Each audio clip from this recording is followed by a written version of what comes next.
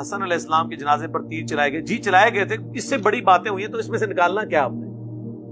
نکالنا وہ بنو امیہ دشمن تھے, ظاہر ہے. یعنی وہ حضرت حسن ابن علی نے خواہش ظاہر کی تھی کہ میں نے روضہ شریف میں دفن ہونا ہے. اما عائشہ نے اجازت بھی دے دی, سیدہ عائشہ نے اجازت دے دی تھی, لیکن بنو امیہ چونکہ حکمران تھی, مروان بن حکم مدینے کا گورنر تھا حضرت معاویہ کی طرف سے, انہوں نے کہا یہ تو حسن کو اگر یہاں پہ دفنایا گیا تو یہ تو پھر بنو ہاشم کو پرائورٹی مل جائے گی اس حوالے سے. اس نے کہا میں نے نہیں دفنانے دینا. ایون حضرت حسین کو جنازہ بھی نہیں پڑھانے دیا گیا. حضرت حسین نے کہا ٹھیک ہے حکمرانوں کا یہ ٹائٹل ہے, وہ پڑھائیں جنازہ, کیا فرق پڑتا ہے. حضرت حسن ان کے نہ تو جنازہ پڑھانے کے محتاج ہیں اور نہ روضہ شریف میں ساتھ دفن ہونے کے محتاج ہیں. وہ دفن ہونے سے پہلے ہی ان کو جنتی نوجوانوں کا سردار بتا دیا گیا ہے. جامعہ ترمذی میں حدیث موجود ہے, ٹھیک ہے.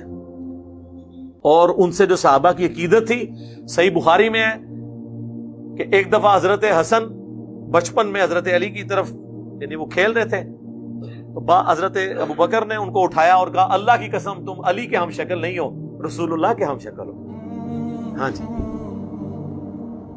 لیکن یہ دیکھ لیں, یہی حسن جب فوت ہوتا ہے اور امیر شام کیا کہتے ہیں, وہ ابو داؤد 4131, مقدام تمہیں پتہ ہے حسن ابن علی فوت ہو گئے, تو انہوں نے کہا انا للہ و انا الیہ راجعون.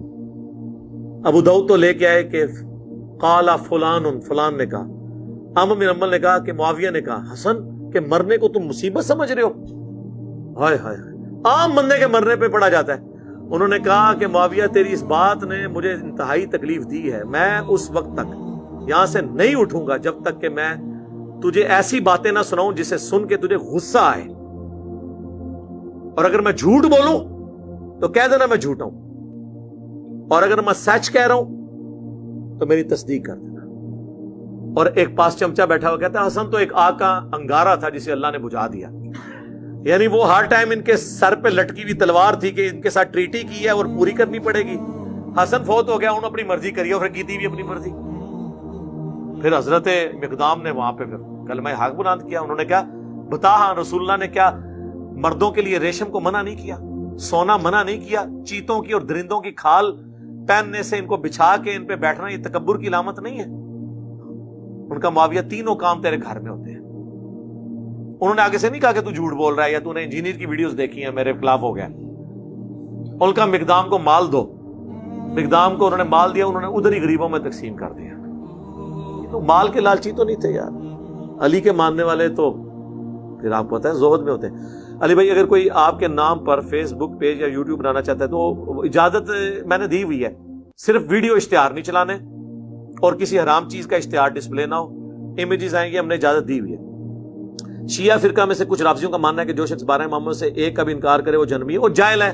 عقیدہ امامت پہ میرا یہ ویڈیو ریکارڈ موجود ہے, یہ تو خود اصول الکافی میں لکھا ہے. جو عقیدہ امامت کو نہیں مانتا نا وہ اللہ کی رحمت سے وہ بھی جنت میں چلا جائے گا. یہ بنیادی چیز نہیں ہے. اور دوسری بات, یہ امامت کو لے کے بیٹھے ہوئے ہیں میرے بھائی. میں نے تو یہ بات کی ہے کہ نبی علیہ السلام کے بعد قرآن ہی ہمارا امام ہے. باقی صحابہ تابعین تبع تابعین کے اقوال سے ہم روشنی حاصل کرتے ہیں. یہ نہیں ہونا کہ اب اللہ اور بندے کا کوئی رشتہ ہے. نہج البلاغہ سے میں نے مولا علی کا خطبہ نہیں پیش کیا رسول اللہ کی میت پر کہ اے رسول اللہ آپ کی وفات عام انسانوں کی وفات نہیں ہے, آپ کی وفات سے اب ہمیشہ کے لیے آسمان کا زمین سے رشتہ وہی کا منقطع ہو گیا, تو سب کچھ ختم. یہ تو بہت بڑا ایک جرم ہے عقیدہ امامت اگر کوئی یہ مانتا ہے کہ رسول اللہ کے بعد کسی کے اوپر وحی آتی ہے, اللہ اسے ڈائریکٹ گائیڈ کرتا ہے. تو دین کی تو عمارت ہی گر گئی. آپ پھر قادیانیوں کو کہاں سے روئیں گے بیٹھ کے؟ پہلے تو یہ کام کریں. یہ تو اسلام کی جڑ کاٹنے والا عقیدہ ہے. اور دوسرا اس میں انہوں نے کہا کہ اگر آپ نے ہمیں منع نہ کیا ہوتا ہم اپنے آنسو بہا کے یہاں پر جو ہے وہ ہم نوحہ اور آہو بکا کرتے. تو یہ ماتم بھی سارا انہوں نے ختم کر دیا.